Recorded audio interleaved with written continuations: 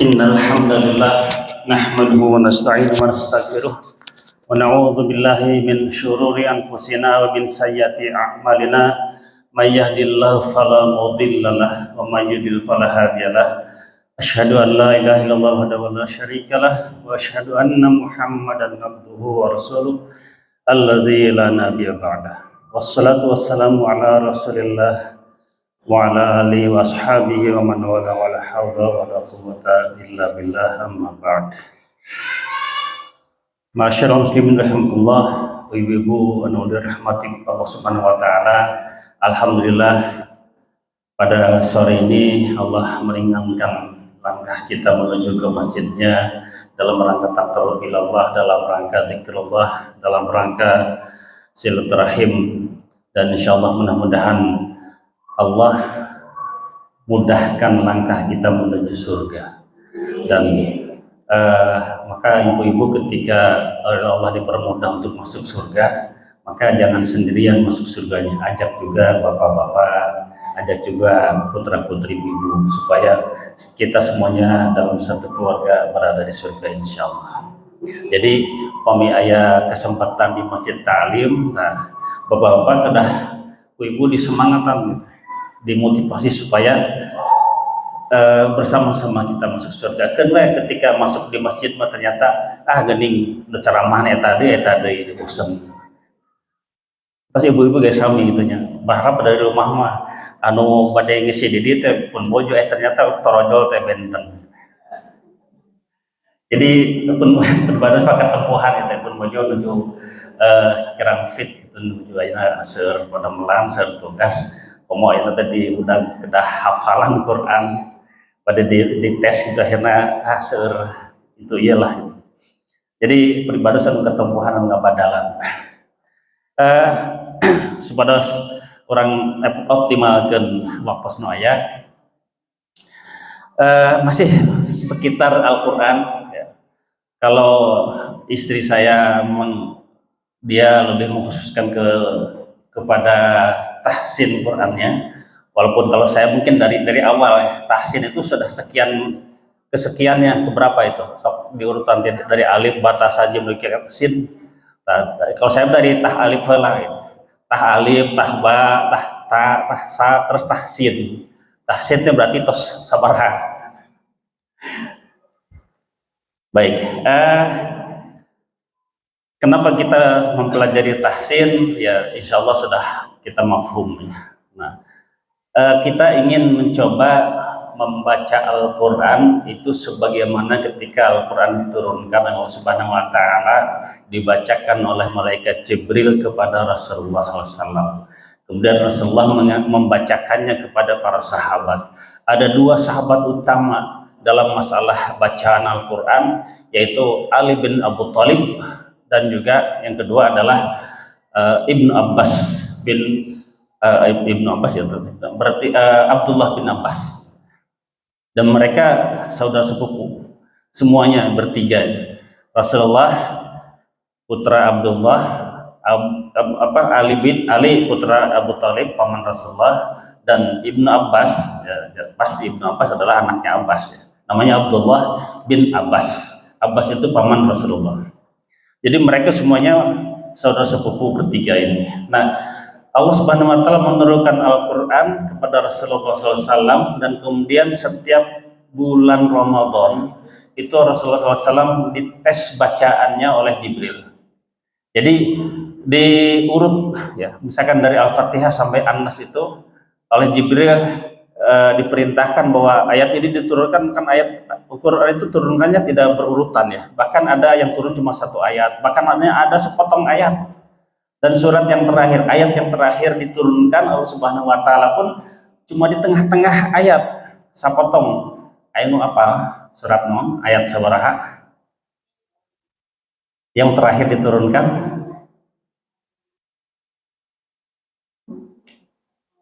Lah hilap deui kono eta lah kono. Nanti ini akan jadi sok anu tiasa awaler ti ayeuna keneh di siapkan walau. Baik. Nah, dan itu ketika diturunkan cuma sepotong ayat, dan kemudian Allah Jibril diperintahkan bahwa ini disisipkan di tengah-tengah ayat yang sudah turun sebelumnya. Jadi di tengah-tengah, bukan satu ayat tapi cuma sepotong ayat, dan tengah-tengah lagi diselipkan gitu. Nah seperti itu. Oleh Jibril itu diatur darahnya kemudian sesuai dengan sebagaimana kalamullah. Al-Quran itu kalamullah, kalam itu ucapan ya, perkataan. Maka kemudian dulu pada masa Imam Ahmad bin Hanbal ya, pada masa Imam Ahmad bin Hanbal, berarti kira-kira tahun 200 Hijriah. Nah itu muncul pemikiran-pemikiran yang dahsyat, yang luar biasa, mengatakan bahwa Al-Quran itu makhluk. Walaupun sebetulnya diawalinya pada abad kedua Hijriah, itu murid Hasan Al-Basri, disebut Al-Basri karena beliau menetap di kota Basrah ya, Al-Hasan namanya, maka Hasan Al-Basri. Nah salah seorang muridnya memisahkan diri dari pengajiannya Imam Hasan, dan kemudian dia berbeda pendapat dengan pendapatnya Imam Hasan, dan kemudian mendapat pendapat sendiri dan memahami Quran sesuai dengan akal pikirannya. Jadi lamun sesuai dengan pikiran, dengan akal, bertentangan dengan akal, ditolak. Jadi pemahamannya sesuai dengan akalnya, seperti itu. Nah ini akhirnya kemudian kata Imam Hasan, i'tizala Wasil bin Atha. Nah maka Wasil bin Atha ini keluar dari majelis pengajiannya Hasan Al-Basri, maka disebut dengan Mu'tazilah. Orang Mu'tazilah ini sedikit wawasan, itu mereka lebih banyak berbicara tentang akidah, tapi kudu sesuai dengan akal ya, jadi berbicara tentang akidah dan tentang keimanan, tentang alam gaib, tentang alam akhirat, bagaimana ketika misalkan seseorang itu berbuat salah atau berbuat soleh gitu, amal salah atau amal soleh, nah kemudian kudu sesuai dengan amal balasannya, dengan akal. Kamu sesuai akan beda, seperti itu. Nanti kita akan bahas ini lebih jauh lagi di kesempatan yang lain. Dan yang lebih utama lagi adalah bahwa karena segala sesuatu harus masuk akal, jadi kalau tidak masuk akal ditolak, maka Quran juga harus masuk akal. Dan pasti memang Quran masuk akal pasti.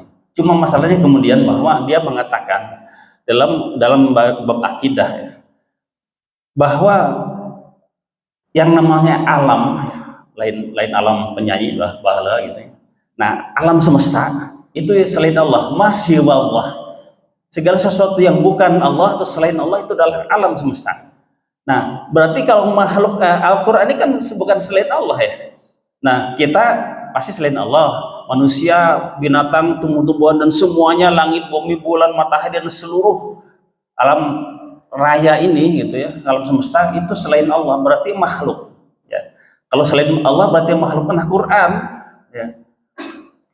Nah ini mushaf ya, kalau ini mushafnya isinya ya Quran ini, karena dia bukan Allah berarti apa? Makhluk. Nah pemikirannya begitu. Al-Quran ini kata dia itu makhluk. Nah, yang namanya makhluk kebenarannya bisa benar, bisa salah. Jadi Quran juga kalau tidak sesuai dengan akal bisa ditolak karena bisa salah, begitu. Ini bahayanya pemikiran Mu'tazilah, dan sekarang juga masih ada banyak yang seperti itu. Supaya kita paham saja dulu. Nah, karena akhirnya kemudian bahwa Quran ini adalah makhluk, kebenaran makhluk itu relatif ya. Kebenaran Khalik, pencipta yaitu Allah Subhanahu wa taala, itu mutlak. Sementara kebenaran makhluk berarti relatif, bisa benar bisa salah ya. Berarti Quran juga bisa benar bisa salah. Itu kalau dipahami Quran itu adalah makhluk, dan dia memaksakan pemikiran ini kepada semua umat Islam. Bahkan Imam Ahmad bin Hanbal, beliau dipaksa dan dipenjara, disiksa, dipukuli supaya beliau mengakui bahwa Quran adalah makhluk, dan itu sangat berbahaya. Nah ini disebut dengan pemikiran Mu'tazilah. Nah Quran ini bukan makhluk, lalu apa? Kalamullah. Kalam itu ucapan, kalamullah. Jadi makanya bukan makhluk karena ucapan, kalamullah. Itu yang membedakan. Jadi kalau ada yang menanya tentang masalah ini, itu jawabannya adalah Quran adalah kalamullah. Seperti itu. Kemudian Eh, ketika Al-Quran ini dibacakan oleh Rasulullah SAW kepada para sahabat, dan kemudian para sahabat membacakannya kepada sahabat-sahabat yang lain, yang ada yang dia hadir ketika Rasulullah membacakan ayat itu, ada juga yang dia tidak hadir, tidak ada, kemudian dibacakan ayat tersebut. Dan ketika dibacakan kepada bangsa Arab, ya, banyak orang yang masuk Islam, bangsa-bangsa Arab, kabilah-kabilah Arab, dan akhirnya kemudian mereka ada kesulitan. Nah, orang Arab sebagaimana juga kita di Sunda, ya, ada Sunda, ada Jawa, atau kita ini rumpun Melayu, rumpun bangsa Melayu, bahasa Melayu. Nah, bahasa Melayu pun beda-beda. Ya, ketika menyebar ke wilayah Jawa, nah maka dialeknya atau lahjah, bukan dialek itu, dia apa ya lebih tepatnya, logat itu sebetulnya bahasa, ya, bahasa Jawa, bahasa Sunda, bahasa Arab, bahasa Indonesia itu logat, lugoh, ya, dari kata lugoh.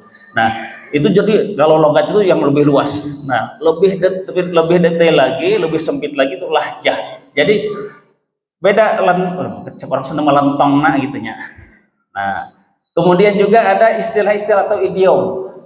Nah, ada istilah, nah seperti misalnya kalau bahasa rumpun Melayu, ya, itu semuanya hampir sama. Tapi ketika menyebar ke Sumatera, beda dengan ketika ke Malaysia. Orang Malaysia, orang Indonesia kata butuh, ya, butuh, tahu kan ya, paham mananya. Ya, kita membutuhkan sesuatu, berarti kita itu perlu, gitu, sangat perlu. Orang Malaysia kata butuh itu beda, ya, rada-rada sedikit jorang lah gitu. Kemarin waktu di Cianjur ngobrol sama dengan orang Malaysia, ada relawan dari Malaysia banyak menyumbang korban bencana di Cianjur, bahkan menyumbang bangun beberapa masjid. Kita ngobrol, nah kita ngomong butuh itu diketawa-ketawa. Emang kenapa itu? Tentu rada jorang, oh gitu. Nah, padahal kita biasa saja gitu. Seperti juga kata orang-orang misalkan ini, kalau kita biasa baca huruf ya, seperti misalnya punten ya gitu, punten, atau bahasa Indonesia, dalam bahasa Indonesia apalah, orang Batak nggak bisa menyebut letakkan aja lah gitu. Nah, misalnya ini Quran, kita meletakkan Al-Quran, berarti nyimpan Quran di atas meja, meletakkan. Tapi orang Batak mah ya, meletakkan kan itu ya. Nah, coba kalau kata perintah misalnya letakkan Quran itu, nah berarti kita simpan Quran. Tapi cek orang Batak, letakkan Quran itu. Orang Sunda yang menerima perintah itu beda memahaminya. Oh, orang kita ngaletak Quran. Padahal maksudnya adalah sama, menyimpan Al-Quran, seperti itu. Karena ada perbedaan lahjah tadi, bahasa Arabnya lahjah. Nah, maka kemudian berbeda-beda pula bacaan Al-Quran. Nah, ibu pernah mendengar bacaan ini? Bismillahirrahmanirrahim. Wadduha wal-laili idza saja ma wadda'aka rabbuka wa ma qala walal akhir. Pernah? Nah, itu bacaan apa namanya? Qiraahnya qiraah apa? Ada yang bacaan gini. Kalau di dalam yang biasa kita baca, dalam surat Al-Hujurat ayat 10 ada kata bi'sal ismu. Kita bacanya apa? Bi'salismu, ya. Nah, dibaca bi'salismu. Nah, istilahnya itu dalam ilmu tajwid. Ada yang hafal? Nah, kita tidak bahas ilmu tajwidnya. Nah, seperti contohnya di dalam yang biasa kita baca kalimat bi'salismu, nah seperti itu cuma ada satu. Nah, kalau yang tadi bacanya wadduha itu ada, semua hampir dibaca seperti itu. Seperti hal ataka hadisul ghasyiyah. Mereka bacanya bukan hal ataka, tapi hal ataka hadisul ghasyiyah. Hal ataka. Walal akhiratu khairul laka minal ula. Itu bacaan kita biasa. Mereka bacanya walal akhiratu khairul laka minal ula. Itu bacaannya beda ya. Kenapa seperti itu? Bahkan bukan hanya itu, ada banyak. Nah, seperti contoh bacaan Al-Fatihah. Nah, biasa kita membaca Al-Fatihah yang kita baca sekarang, apakah berdasarkan hafalan yang sekarang atau hafalan yang dulu waktu kecil? Hafalan dulu waktu kecil. Kita pertama kali diajarkan Al-Quran, hafal Al-Quran itu yang pertama adalah surat-surat pendek, termasuk diantaranya adalah Al-Fatihah, karena ini adalah bacaan ketika sholat. Nah, bacaan Al-Fatihah yang kita hafalkan ketika kecil, diajarkannya seperti apa? Biasanya gini, Bismillahirrahmanirrahim, berhenti ya, wakaf. Alhamdulillahi Rabbil Alamin, wakaf, berhenti. Ar-Rahmanir Rahim, Maliki Yaumiddin. Nah, semuanya berhenti, wakaf ya. Di ujungnya wakaf, berhenti. Nah, itu yang kita hafalkan ketika kita kecil membaca Al-Fatihah atau menghafal Al-Fatihah.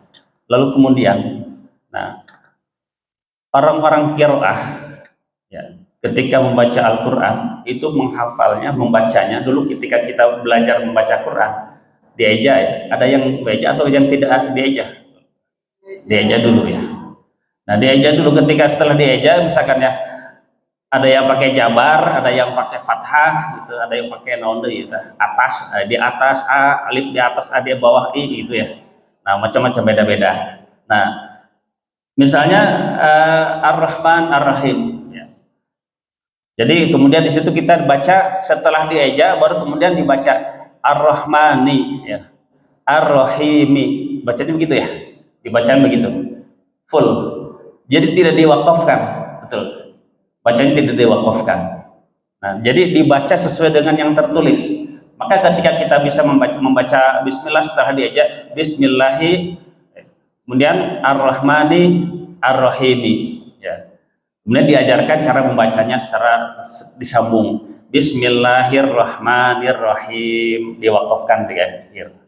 Nah, jadi diajarkan cara membaca secara keseluruhannya. Setelah itu diajarkan cara menyambungkannya.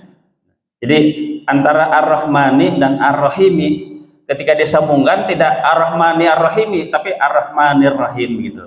Nah, kemudian di ujungnya ketika disambung lagi dengan ayat berikutnya diajarkan lagi cara menyambungkannya. Misalnya Bismillahirrahmanirrahim ya, disambung dengan atau diwakafkan tadi ya, diwakafkan adalah Bismillahirrahmanirrahim. Ketika disambung dengan Alhamdulillah, bacanya gimana? Apakah kita bacanya Alhamdulillah, Bismillahirrahmanirrahim, Alhamdulillahirabbil alamin, begitu? Begitu? Bacanya gimana? Ya, nanti kita belajar bareng-bareng ya. Nah, maka kita bacanya adalah tidak Bismillahirrahmanirrahim Alhamdulillah, tidak. Tapi bacanya adalah Bismillahirrahmanirrahim Alhamdulillah. Jadi alhamdulillah A-nya tidak dibaca. Karena itu disebut dengan hamzah wasal. Ya, hamzah wasal. Jadi dia kalau disambungkan dengan kalimat sebelumnya atau ayat sebelumnya, berarti itu tidak dibaca. Nah, maka langsung masuk ke dalam huruf lamnya ya. Bismillahirrahmanirrahim Alhamdulillahirabbil alamin. Nah, ketika ayat kedua disambung dengan ayat ketiga, nah, maka dibacanya adalah Ar-Rahmanir-Rahim ya. Ar-Rahmanir-Rahim Maliki Yaumiddin ya. Ar-Rahmanir-Rahim Maliki ya. Atau ayat tadi ketiga keempat itu ya. Nah, kalau kedua ketiganya berarti Alhamdulillahirabbil Ar-Rahman ya. Jadi tidak dibaca Alhamdulillahirabbil alamin Ar-Rahmanir-Rahim gitu. Ya, bacanya tidak Bismillah Alhamdulillahirabbil alamin Ar-Rahmanir-Rahim kalau bacanya disambung. Tapi ketika kita bacanya sambung maka Alhamdulillahirabbil alamin Ar-Rahmanir-Rahim. Sekali lagi alifnya tidak dibaca karena itu adalah bukan alif, sebutnya itu hamzah wasal. Itu sebutnya huruf hamzah. Jadi huruf yang hidup itu adalah huruf hamzah yang berharokat. Kalau alif itu sebetulnya tanda mad. Alif tanda mat, tanda panjang, tanda bacaan panjang. Nah, seperti itu yang kita dulu kita diajarkan. Tetapi kemudian ketika kita membaca Al-Fatihah dalam sholat, kita biasa membacanya mungkin satu ayat dibaca wakaf, ya, dibaca berhenti. Tapi kalau misalkan ayat nafasnya masih panjang, karena ayatnya pendek-pendek, apalagi kita sholatnya terburu-buru, kerusuhan, misalnya meninggalkan itu non menuju ramai sinetron kepegat sholat heula tuh kumaha teu sholat heula ieu nomor 2 kan sholat bener sholat nomor 2 cenah dengan ieu sinetron kumaha jadi sholat terurusuhan eta mah pribados gitu. Nah, biasa ketika kita baca Al-Fatihah hanya karena terburu-buru, maka yang terjadi adalah Bismillahirrahmanirrahim. Alhamdulillahirabbil alamin arrahmanirrahim maliki yaumiddin iyyaka na'budu wa iyyaka nasta'in ihdinas siratal mustaqim siratal ladzina an'amta 'alaihim ghairil maghdubi 'alaihim waladdallin. Satu ayat, satu nafas. Betul nggak bacanya begitu? Ya, bacanya betul nggak? Nah, ibu-ibu biasa kalau sholat mungkin santailah tertib bacanya. Nah, ketika Al-Fatihah dibaca sebagai doa, biasanya ada yang tawasul, ya, terlepas dari itu ada yang mengatakan bahwa ini tidak sesuai dengan sunnah ataupun itu nggak masalah. Ya, ini kita pada keumumannya. Kita tidak membahas itu. Saya sendiri juga mendukung. Misalkan baca Al-Fatihah pada orang yang sudah meninggal, insya Allah baca Al-Fatihah kita sampai. Nah, maka kemudian ketika kita membaca doa, Al-Fatihah itu doa.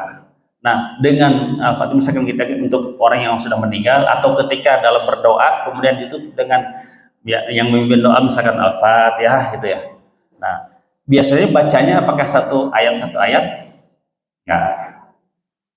Nah, coba orang sasarangan ya, ngamitan ta'awud sebagaimana ketika kita baca dalam doa atau setelah menutup doa ditutup dengan Al-Fatihah. Suantana sing rada tarik sepados non. Jadi kita tahu bagaimana bacaan Al-Fatihah kita. Kita mulai dengan ta'awud. A'udzu billahi minasy syaithanir rajim. Mangga lajengkeun. Bismillahirrahmanirrahim. Alhamdulillahi rabbil alamin. Ar-Rahmanir Rahim. Maliki yaumiddin. Iyyaka na'budu wa iyyaka nasta'in. Ihdinas siratal mustaqim. Siratal ladzina an'amta 'alaihim ghairil maghdubi 'alaihim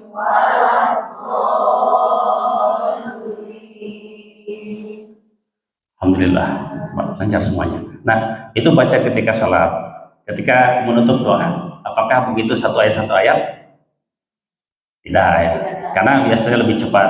Cobi, ayeuna anu dia aos ya, Al-Fatihah anu biasa orang misalkan menutup doa atau ketika misalnya kita membacakan Al-Fatihah untuk almarhum, berarti lebih cepat bacanya. Langkung cepat, langkung gancang. Nah, coba aina bacaan Al-Fatihah ketika menutup doa. Misalnya saya sudah memimpin doa, baru ketuk menutup Al-Fatihah, enggak baca Al-Fatihah. Nah.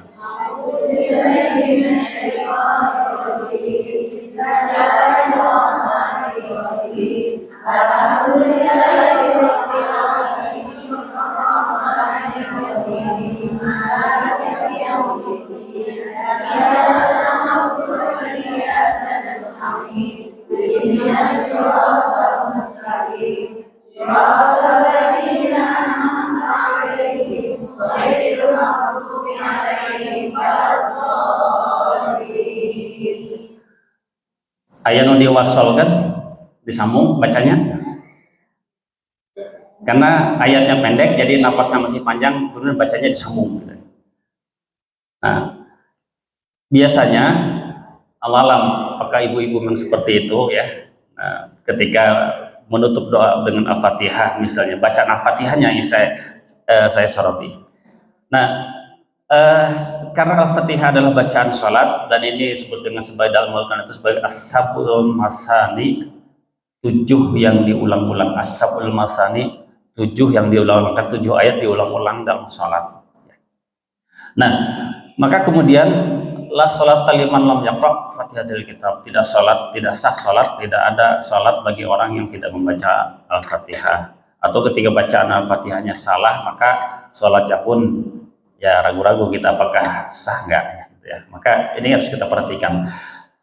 Maka fokus pada kesempatan ini adalah kita mencoba memperbaiki bacaan Al-Fatihah kita, walaupun ini sudah kita hafalkan sejak kita kecil, kemudian kita sudah belajar tahsin memperbaiki bacaan Al-Quran, tapi kadang-kadang ada saja bahkan ustadz pun ya, ustadz, kiai, ulama ketika membaca Al-Fatihah dalam doa, ya, membaca Al-Fatihah untuk misalnya almarhum siapa atau menutup doa ya, setelah doa kemudian baca Al-Fatihah.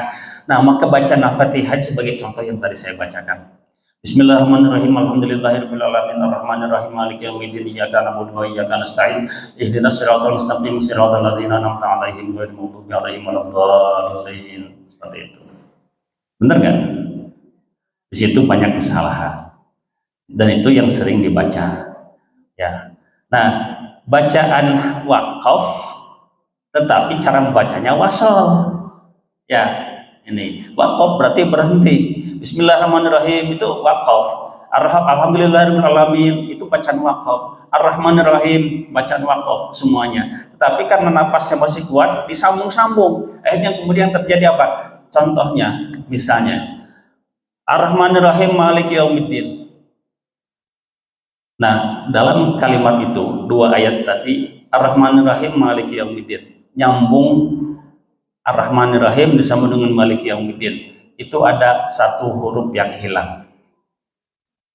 Ar-Rahmanirrahim Maliki Yaumiddin, huruf mim satu hilang. Nah, jadi sudah mengurangi satu huruf dalam Al-Quran, maknanya juga pasti akan berubah. Ar-Rahmanirrahim itu wakaf, kalau mau dilanjutkan berarti kuduna Ar-Rahmanirrahim Maliki Yaumiddin. Ya.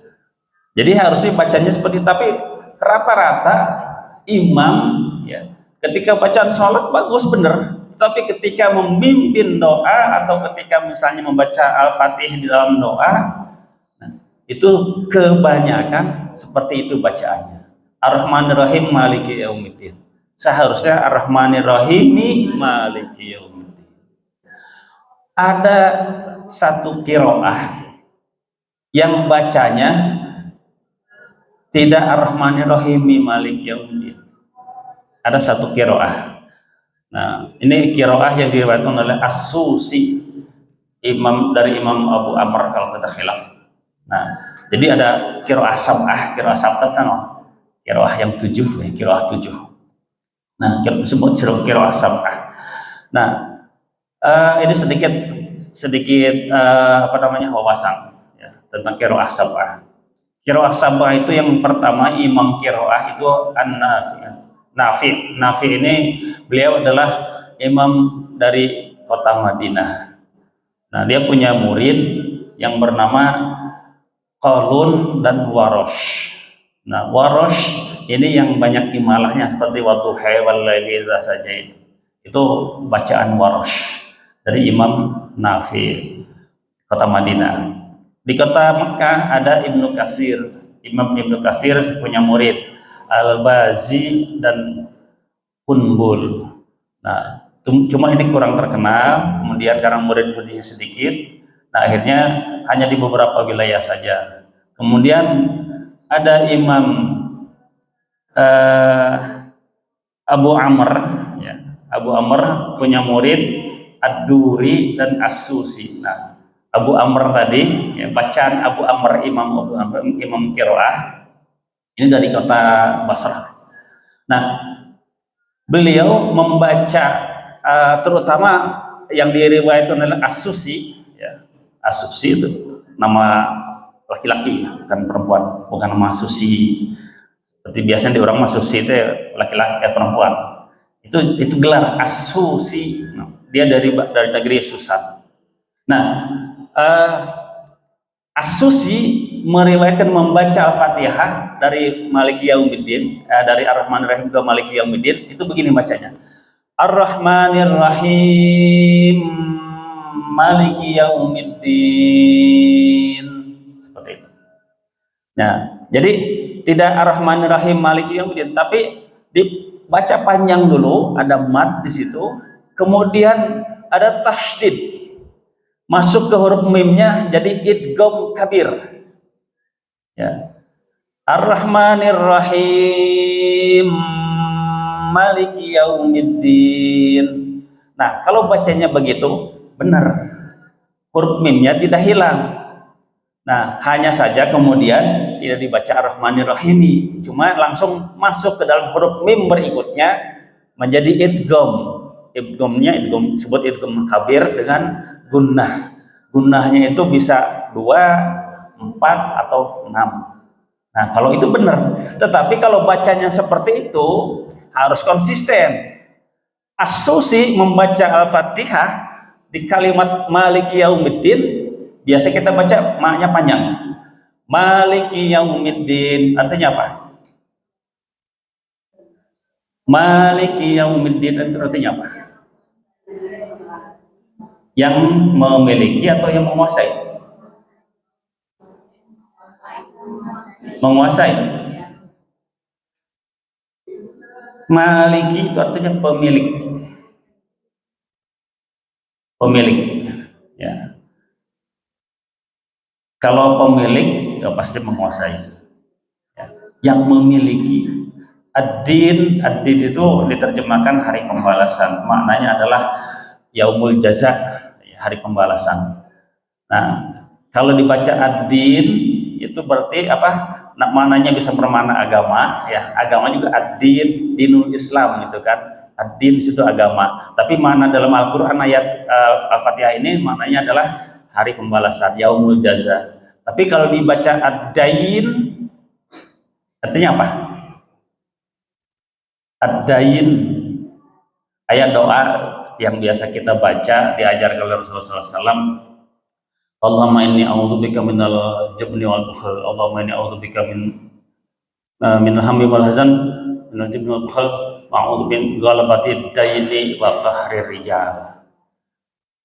Nah, tadi di doa yang terakhirnya, wa a'udzubika min ghalabati daini wa qahrir rijal, dari jeratan hutang dan debt collector. Nah, kita berlindung dari Allah SWT dari itu, jeratan hutang. Ad-dain itu hutang. Nah, maka kenapa kemudian Maliki Yaumiddin, sedikit tafsirnya. Kenapa Maliki Yaumiddin disebut dengan hari pembalasan? Kenapa? Karena disitulah hari saatnya kita harus bayar utang-utang kita pada Allah SWT. Allah berikan kita semuanya sejak dalam kandungan ibu kita dulu gitu ya, sampai kita lahir sampai sekarang. Allah berikan semuanya secara gratis terus menerus. Kita taat, kita berdoa, kita sholat, kita ibadah atau tidak pun Allah berikan. Orang Islam, orang kafir semuanya diberikan. Itu gratis semuanya pemberian dari Allah Subhanahu wa taala. Tapi itu apa? Itu hutang. Kenapa? Ketika di alam rahim kita dulu, ketika ditiupkan ruh, diutuslah malaikat dan kemudian dari situ dicatat akad, ya, akad perjanjian antara kita dengan Allah Subhanahu wa taala. Nah, akad kita itu adalah catatan utang-utang kita. Itu akad utang piutang kita dengan Allah Subhanahu wa taala. Nah, maka kemudian ketika nanti di akhirat maka disebut dengan Maliki Yaumiddin, itu adalah kita ditagih oleh Allah Subhanahu wa taala di yaumul hisab itu supaya apa? Cik pembayaran kita setiap waktu, setiap sholat kita nyicil gitu. Pada hakikatnya kita setiap hari itu nyicil utang kita. Kita sholat nyicil utang kita kepada Allah Subhanahu wa taala. Nah, nanti di akhirat dihitung gitu. Maka kemudian kita nanti ketika di akhirat akan menghadapi balitungan, ya. Sementara fisik kita dikubur membusuk bilatungan, ya, seperti itu. Baik, itu sedikit menyimpang. Kita lanjutkan lagi. Kenapa tadi beda ya, As-Susi membacanya Maliki yang maknanya pendek? Karena Al-Quran ini Al-Fatihah diturunkan 2 kali. Al-Fatihah diturunkan 2 kali. Yang pertama diturunkan dengan bacaan sebagaimana yang kita biasa baca. Yang kedua itu bacanya Malikinya maknanya pendek bacanya. Dan dua-duanya ada riwayatnya dan duanya benar. Rasulullah SAW mengajarkan seperti itu. Ya, jadi tidak perlu saling menjelaskan, oh kenapa kita mau pondok nui panjang, tapi kudu konsisten. Kalau maknanya pendek, semuanya harus pendek. Jadi sesuai dengan bacaan qiraah As-Susi tadi. Nah, yang kita biasa baca itu adalah qiraah dari Imam Asim. Imam qiraah kita yang biasa kita baca itu qiraah Imam Asim. Beliau itu imam qiraah di kota Kufah. Kota Kufah itu sekarang di Irak. Pada masa pemerintahan Ali bin Abi Thalib radhiyallahu anhu, itu pusat pemerintahan atau ibu kota pemerintahan Islam itu di kota Kufah. Jadi Imam Ali bin Abi Thalib memindahkan dari Madinah ke Kufah. Nah, kemudian berkembanglah Islam di Kufah, berkembang Al-Quran dan segala macam ilmu-ilmu lainnya. Dari qiraah yang 7, qiraah Sabah, itu ada 3 dari kota Kufah. 1 dari Madinah, 2 ada dari Madinah, dari Makkah, dari Damaskus, ya. Kemudian dari Basrah. Nah, 6-7-nya itu dari Kufah. Nah, Asim itu dari Kufah. Asim punya murid, nah, Abu Bakar Syu'bah dan Hafiz. Nah, Hafiz itu yang sampai riwayatnya sampai sekarang kita. Nah, Abu Bakar Syu'bah. Jadi 2 murid Imam Asim ini, Imam Asim ini mendapatkan bacaan Al-Quran itu dari 2 jalur. Dari 2 jalur. Dari Rasulullah SAW itu bacaannya sampai ke Ali bin Abi Thalib. Dari Ali bin Abi Thalib diajarkan bacaan itu kepada, saya lupa nama perawinya ya. Nah, ada seorang perawi, dia berarti adalah tabi'in. Kemudian diajarkan lagi kepada Imam Asim.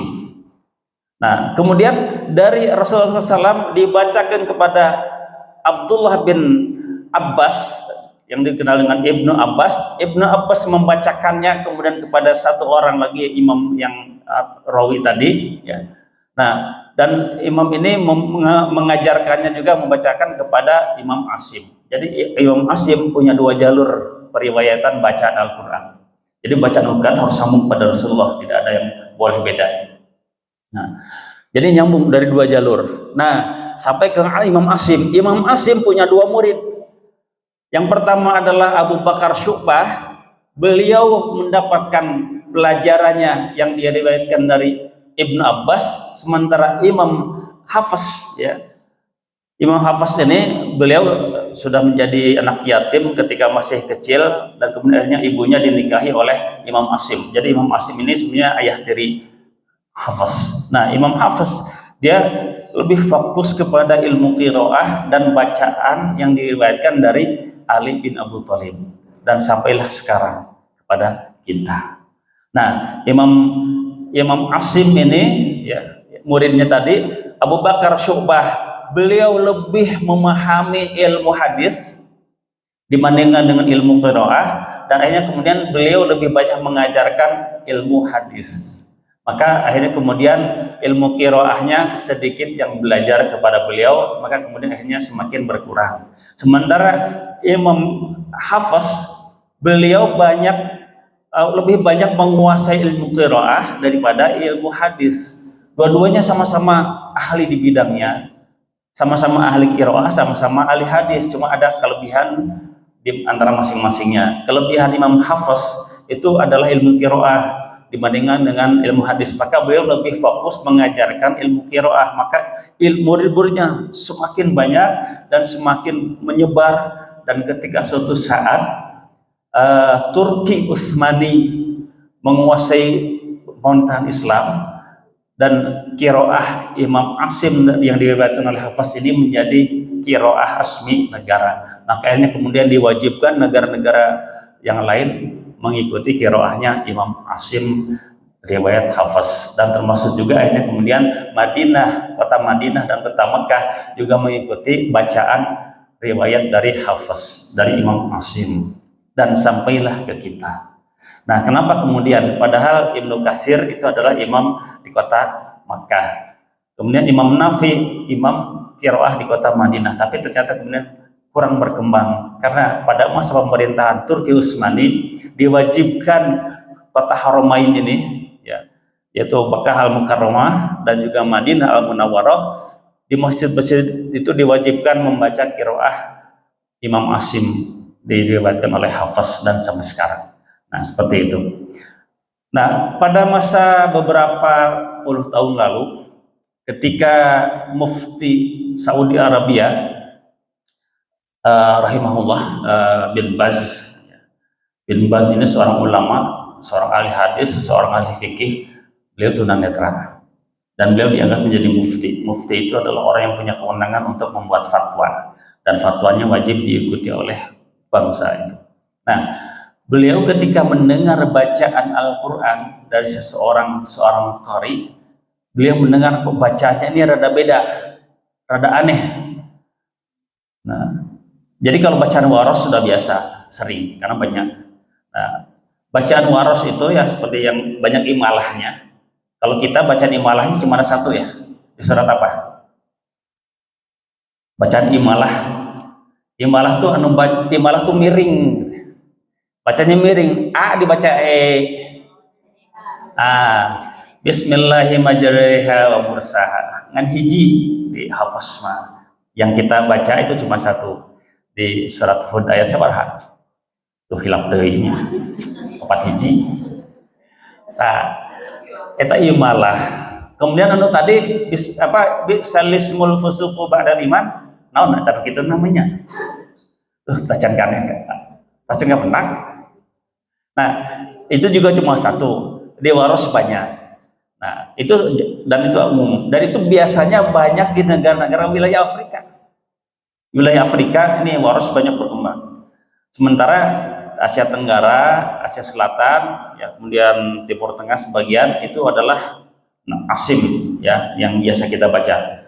Imam Asim yang diriwayatkan oleh Hafs. Nah, kemudian yaitu tentang sedikit gambaran tentang kenapa sih beda-beda qiraah.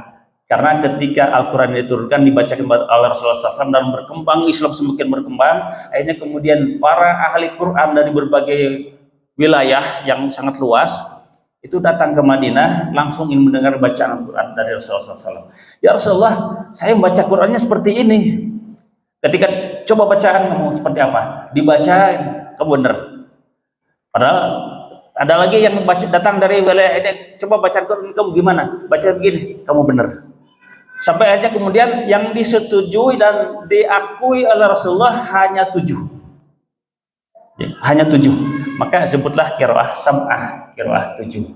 Nah, sebetulnya ada lagi yang lain. Ada qiraah asyarah, qiraah 10. Nah, ada ayat tambahan 3 deui. Nah, yang 3 lagi ketika suruh baca.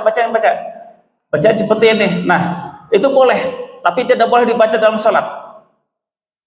Nah, ada 3 qiraah yang boleh dibaca. Jadi ketika kita baca Quran tilawah itu boleh, tapi dalam salat nggak boleh dibaca.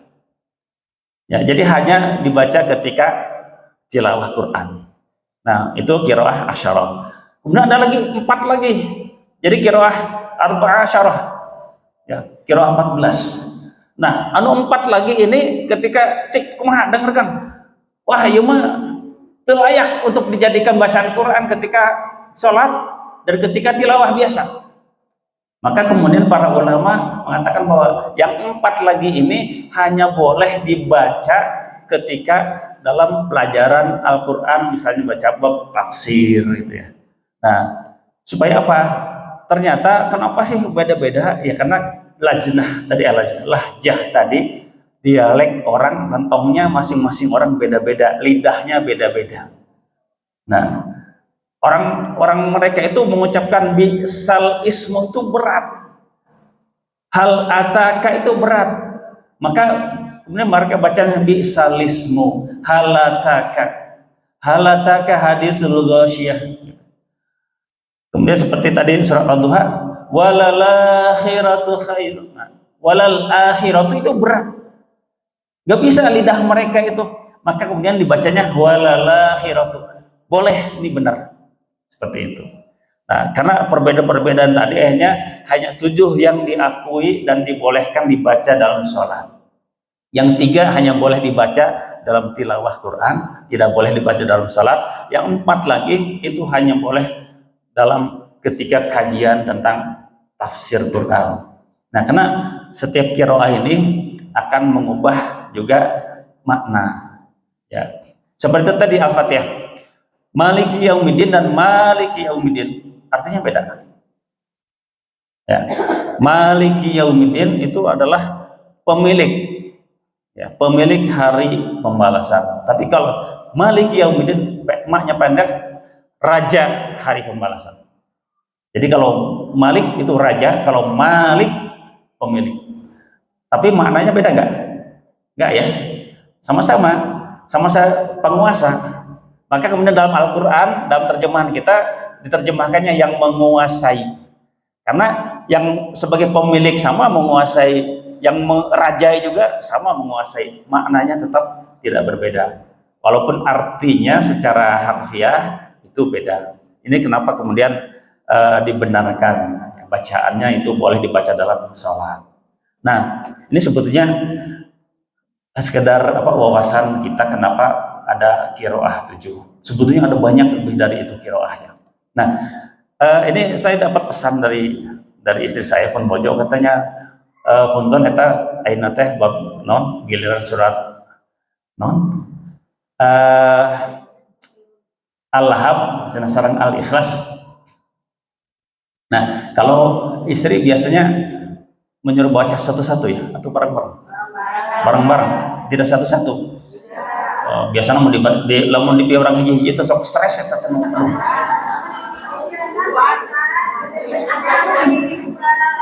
Loh, biasanya sok gelisah itu. Padahal sebenarnya biasa. Sebenarnya bisa membaca, tapi kenapa sampai gelisah kalau disuruh baca satu-satu? Siun salah, siun disalahkan, siun dikekeak, siun disengseureikeun. Akhirnya kan bubar baca majelis taklim teh. Akhirnya mah ya dulu saya juga memimpin majelis taklim bapak-bapak di blok F dan C ya. Nah, di awal tidak baca satu-satu bareng-bareng. Saya kasih contoh semuanya baca bareng-bareng. Jadi anu salah, anu bener semuanya sama, tidak ada. Nah, akhirnya kemudian mereka pengen atau bacaan seorang-seorang, emang sudah siap ditertawakan? Siap lah, karena sudah sekian tahun lah gitu. Ini makin halah sok. Saya contoh satu ayat, ikuti satu ayat, hiji sok baca hiji. Nah, saya contohan halah. Nah, setelah itu nantang lagi. Ini mah siap lah, salah di non dikekeak disungsarikeun ge siap. Nah, siap mental. Oke bagian. Alhamdulillah, walaupun disungsarikeun tidak bubar. Nah, seperti itu. Baik, kita kepada surat Al-Lahab dulu ya. Nah, dalam surat Al-Lahab itu ada beberapa huruf syiddah. Ya, ada sifat huruf syiddah, huruf yang kuat, yang tebal, tafkhim. Ya, itu huruf ba. Biasanya dikasih contoh atau langsung baca? Kasih contoh. Mudah-mudahan contohnya benar ya. Ya. Bismillahirrahmanirrahim. Bismillahirrahmanirrahim. Tabbat yada abi lahabin wa tabb. Tabbat yada abi lahabin wa tabb. Nah, perhatikan tabbat itu harus ditahan karena pertama ba itu huruf syiddah, kemudian ada tasydid. Seperti huruf qaf juga itu huruf syiddah, dan kalau ketika ada tasydid, misalnya ini sering ada kesalahan ya. Ketika huruf di akhir ayat haq, nah biasanya orang baca cuma haq, cuma halaqah lah, tidak ditahan terlebih dahulu. Seharusnya hak, Nah, ditahan dulu baru mantul. Sama juga tabbat, ya ditahan dulu. Dan kebiasaan kita huruf ta itu kan tidak seperti orang Bali tak, ya, orang Bali nih tak, apalagi orang Jogja tulisannya patuk dibaca patok. Saya dulu ke sana, Pak, di mana jalan patuk? Patuk, bingung. Tulisannya begini, oh patok itu. Susah, beda lagi. Nah, orang Bali juga sama tak, ya tak. Nah, tak ada angin yang keluar dan bukan huruf s, ya, bukan bunyi s, ya, bunyi s tapi huruf bunyi h, huruf ah. Jadi itu bukan huruf h sebenarnya karena angin yang keluar, udara keluar. Sering juga kesalahannya ketika ta itu diwakafkan atau dimatikan, jadi disukunkan jadi huruf bunyi c. Ini juga salah. Ada yang membaca tabat. Nah, huruf C atau bunyi S, tabat, itu juga salah. Tabat, ada tak keluar, ada huruf, ada udara keluar, tidak tertahan. Tabat yada, itu berapa harakat? Itu mad apa? Yada abi mad jaiz. Mad jaiz. Ya, tergantung nanti kita baca mad wajibnya berapa harakat. Kalau mad wajibnya 6, berarti mad jaiznya 4. Kalau mad wajibnya 4, maka mad jaiznya cukup 2, ya. Nah, kita baca coba 4 aja. Tabbat yada abi lahabin wa tabb.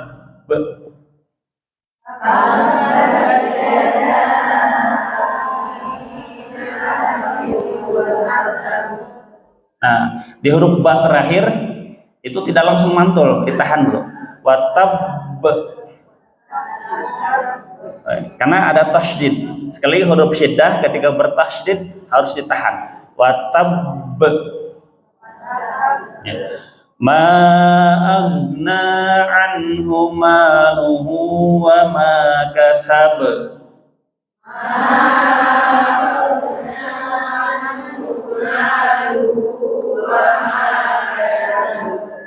Mantul ya huruf terakhirnya, kasab. Nah, ini huruf qalqalah, perhatikan ketika kita membaca huruf qalqalah, ya ini sering bahkan imam di dia rata-rata, bukan rata-rata, ada beberapa yang kadang-kadang kurang memperhatikan qalqalah, ya qalqalah dan tadi yang huruf syiddah bertasydid, ya. Ma'agna nah, ya huruf ini tuh di mana? Agna di mana? Di atas, tengah atau bawah? Agna itu adnal halqi itu lak-lakan, bukan lak-lakan, itu tenggorokan yang terdekat, ya. Ma aghna anhu maluhu wa ma kasab.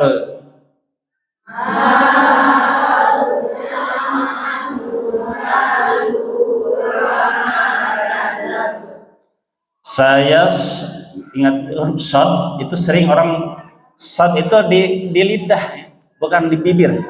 Ada yang saya atau syirah, itu kurang tepat. Karena huruf shad, ya, itu bukan di bibir, ya. Syafatayn, 2 bibir, cuma ada berapa hurufnya? Mim, ba, ya. Nah, yang lainnya ada di sekitar gigi ke dalam.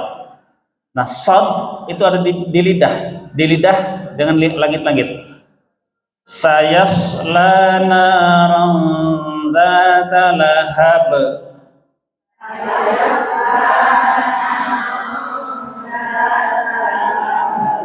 Ketika baca ikhfa itu enggak sampai huruf ya. Tidak lanaram, itu antara huruf sebelumnya dengan huruf sesudahnya, pertengahan. Naron, huruf an, ya, huruf an. Kalau diizharkan naron dzatala, tapi karena dia memasuki huruf berikutnya huruf dza, maka jadi disamarkan Ikhfa itu samar artinya. Ya, narang, ya, siap-siap menyebut huruf za. Jadi antara an dan za, jadi pertengahan. Jadi tidak eng. Nah, biasa kata-kata in kuntum, jadi bunyinya in kuntum. Nah, begitu. Il, jadi antara an dan huruf kaf. Seperti narang zata lahab.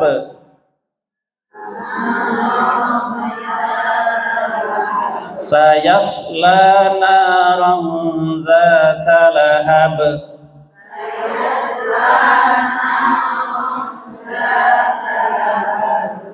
Wa imra'atuhu hammalatal hatab.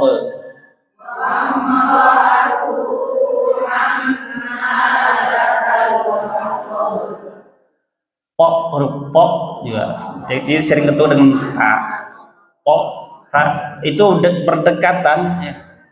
Makharaj tempat keluar hurufnya antara po dan ta, maka kemudian ketika huruf ta sukun ketemu huruf po itu jadi idgham, atau kebalikannya huruf po masuk ke huruf ta, karena jadi dengan apa, idgham mutaqaribain, karena berdekatan ya, po dengan ta. Amratu hamalatu fi jidha hablum mim masad.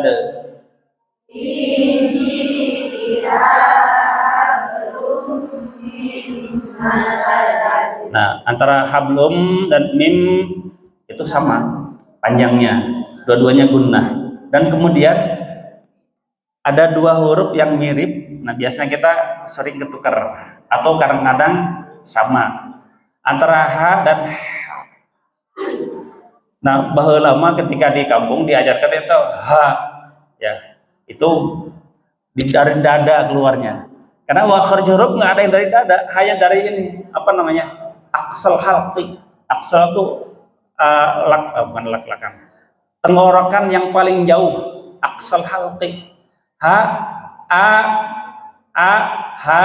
Nah, itu satu makhraj, tempat keluarnya a, di sini. Jadi ihdina tidak ini bukan itu. Nah, maka fi jidha hab, diha hablum mim masad.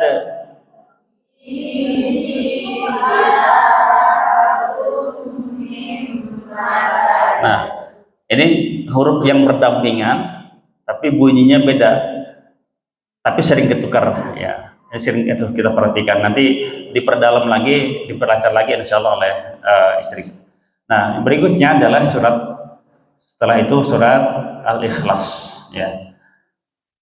Dalam surat Al-Ikhlas di sini juga di setiap ujung ayatnya adalah kalau kita wakafkan maka akan qalqalah.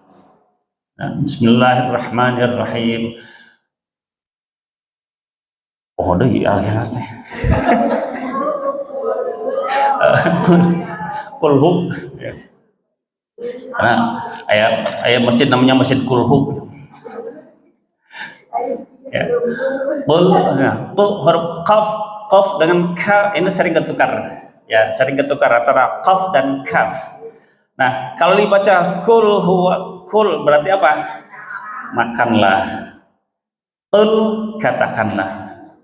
Qul huwallahu ahad. Nah, ini yang sering kalau kita perhatikan baca lafzul jalalah tafkhim, menyebut kalimat Allah itu bukan O. Allah, jadi antara A dan O, pertengahan.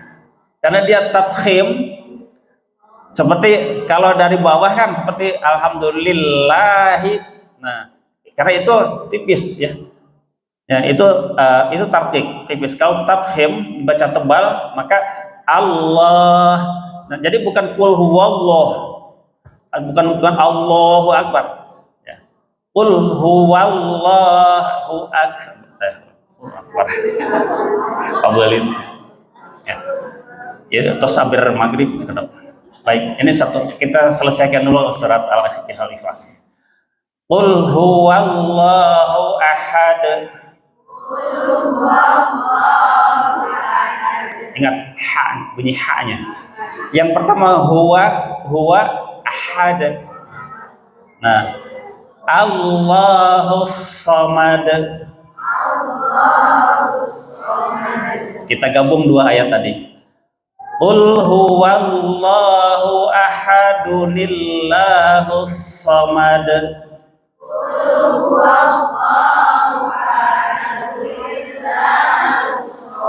Ya, kenapa harus ada huruf nun kecil?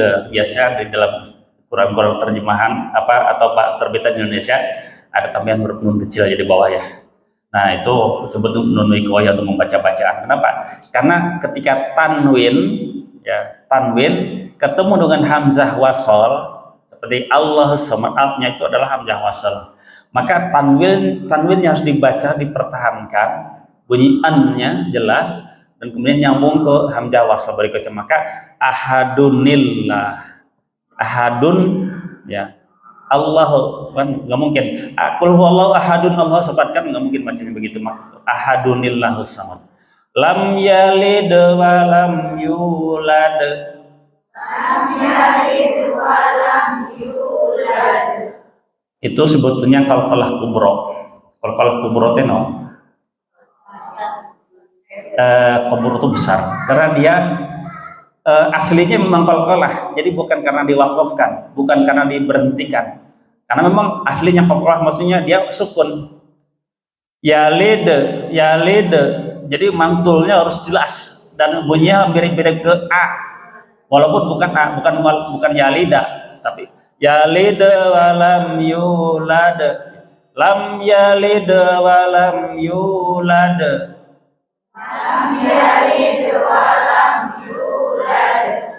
Kurang muncul qalqalahnya.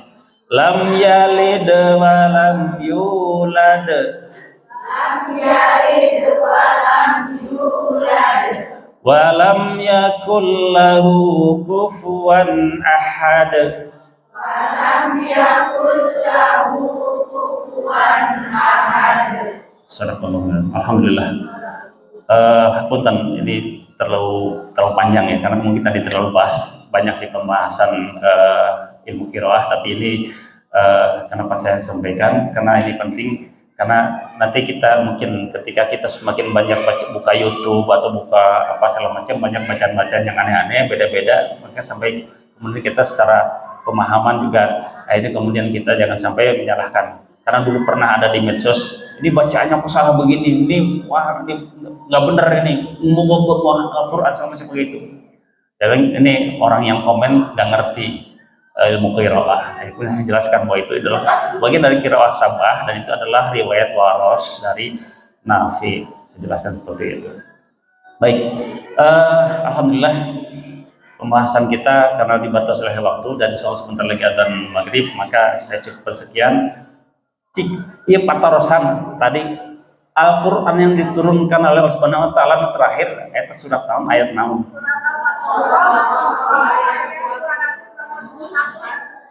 Terus Al-Baqarah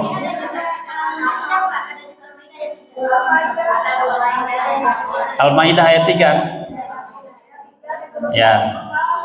Hafal ayatnya apa?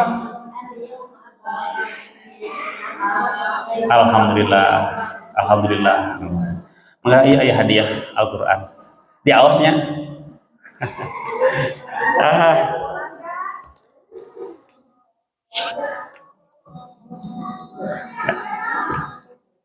Sama-sama. Baik, karena waktunya sebentar lagi adzan maghrib dan kemudian tidak ada tanya jawab, dan mudah-mudahan nanti insya Allah kami masih ada kepenasaran, kemudian ketiga misalkan ada beberapa hal yang tidak paham, terutama dalam masalah tahsilnya, dalam pembacaan Al-Qurannya yang membenarkan supaya bagus pembacaan Al-Qurannya. Bacaan Al-Quran itu yang utama bagusnya atau benernya? Bener dulu ya, bener dulu baru bagusnya gitu. Jadi yang penting bacanya, tidak masalah lagunya itu mengikuti. Dan saya juga dulu ketika di pasaran baca qiraah itu semuanya mah kudu baca. Jadi kuro ada mana mau seorang goreng gitu ya. napas kayak itu kita harus penting bacaan bener ya seperti itu.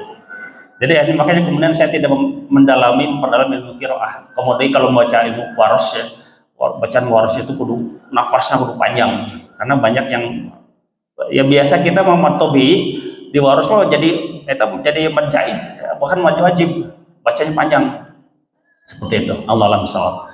Baik, langsung tutup saja. Assalamualaikum. Mudah-mudahan apa yang disampaikan tadi bermanfaat dan mudah-mudahan bacaan Al-Quran kita, kehadiran kita di sini, kemudian apapun yang kita lakukan menjadi amal soleh buat kita semuanya dan mudah-mudahan kita nanti dikumpulkan bersama-sama di surga Jannatul Na'im sebagai ahli Al-Quran dan mendapatkan syafaat dari Allah Subhanahu wa taala. Bahwa Al-Quran ini sebagai syafaat buat kita. Kita tutup dengan Innallaha malaikatahu yusholluna 'alan nabi ya ayyuhalladzina amanu shallu 'alaihi wa sallimu taslima. Allahumma shalli 'ala Muhammadin wa 'ala ali Muhammad kama shallaita 'ala Ibrahim wa 'ala ali Ibrahim wa barik 'ala Muhammadin wa 'ala ali Muhammad kama barakta 'ala Ibrahim wa 'ala ali Ibrahim fil 'alamin innaka Hamidum Majid. Alhamdulillahirabbil alamin hamdan syakirin hamdan yanbaghi li jalali wajhikal karim wa 'azimi sultanik. Allahumma ighfir lana dhunubana wa liwalidayna warhamhum kama rabbawna shighara. Allahumma ighfir lil mu'minina wal mu'minat wal muslimina wal muslimat al-ahya'i minhum wal amwat innaka samii'un qaribun mujibud da'wat wa ya qadiyal hajat.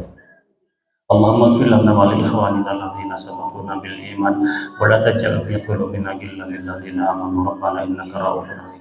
Allahumma nawwir qulubana bi nuri hidayat bi nurikal Qur'an kama nawwarta al-ardha bi nurika syamsi abadan amada. Allahumma ya Allah jadikanlah kami sebagai ahli Al-Qur'an.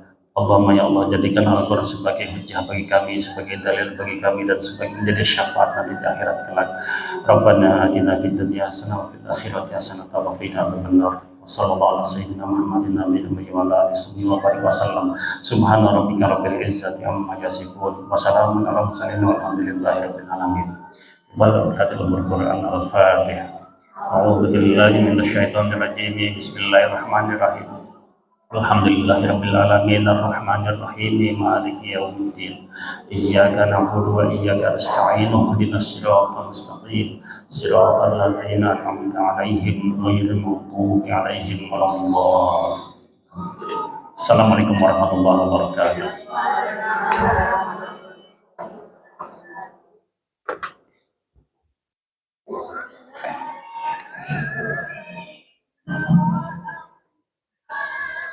Demikian tadi pemaparan yang telah disampaikan oleh narasumber kita Bapak Abdul Qadir SAD. Semoga kita semua yang kepada Pak Ustaz Abdul Qadir SAD kami dengan informasi jadi semoga Allah membahas amal kebaikannya bagi kita. Sebagai pertanda syukur kita kepada Allah, acara ini kita akhiri dengan bacaan hamdalah dan doa amin berdoa.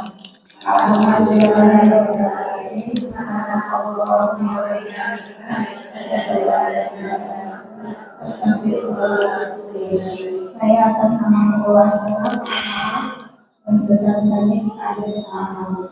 Ulangi motivasi dari Assalamualaikum warahmatullahi wabarakatuh.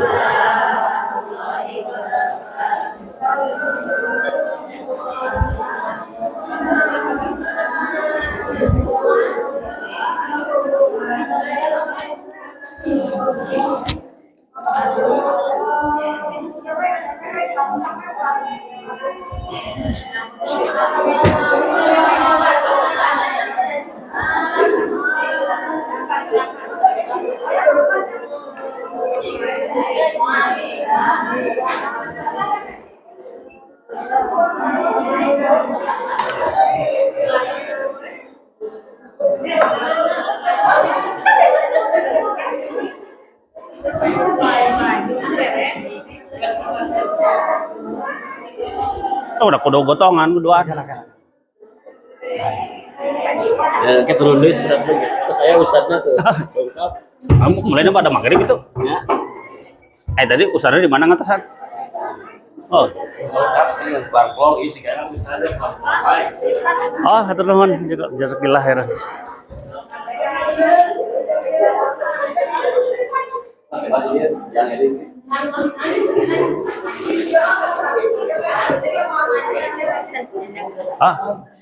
Ini